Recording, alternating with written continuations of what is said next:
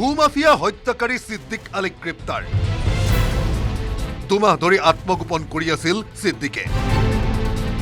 দীৰ্ঘদিনে চৰকাৰী ভূমি দখলেৰে সন্ত্ৰাস সৃষ্টি কৰি আহিছিল এইটো সিদ্দিক আলীয়ে। কেৱল চৰকাৰী ভূমিয়ে নহয়, স্থানীয় লোককো ভয় ভাবুকি দেখুৱাই দখল কৰিছিল মাটি। শেহতীয়াকৈ হাজোৰ পণ্ডিতৰ পামতো ভূমি বেদখলৰ উদ্দেশ্যৰে গৈছিল সিদ্দিক আলী আৰু সহযোগী ছালাম।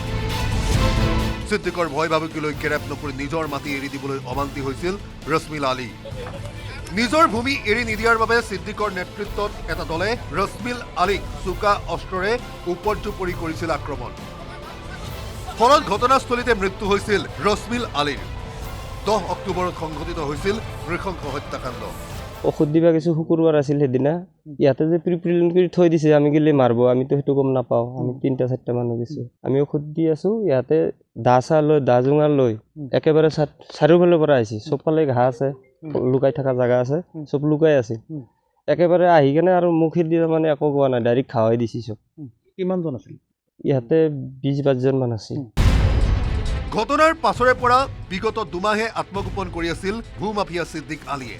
অৱশেষত শুকুৰবাৰে নিশা ৰামদিয়া আৰক্ষীয়ে হাজোৰ গাঁওবুঢ়া পামৰ পৰা গ্ৰেপ্তাৰ কৰিবলৈ সক্ষম হয় অভিযুক্ত সিদ্দিকক। এতিয়াও পলাতক অৱস্থাত আছে সিদ্দিকৰ আন এটা সহযোগী ছালাম। আজি মেইন যে মাষ্টাৰ মাইণ্ড সিদ্দি, তাকে আটক কৰিছে। ছালাম এতিয়া পলাতকে আছে, পলাই থাকে, ঘৰতে থাকে, আশে-পাশে পলাই থাকে ক'ৰবাত।